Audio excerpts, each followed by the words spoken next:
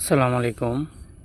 দেখেন, আমি ইট নিয়ে স্কুল মাঠ দিয়ে যাচ্ছি।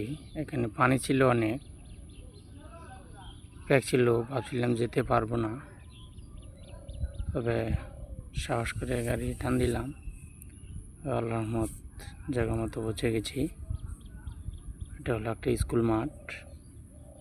স্কুল মাঠে স্কুলের কাজ চলছে, স্কুলের মাল নিয়ে আসছি। সর্বশেষ জায়গা মতো পৌঁছাইতে পারছি। তো এই যে দেখেন, পিছনের মাঠটা অনেকখানি দূরত্ব, ঘাস পানি প্যাক হয়ে আছে। সোজালার মতো চলে আসতে পারছি। এখন আমরা আনলোড করবো, জায়গা মতো চলে আসছি। সবাই দোয়া করবেন।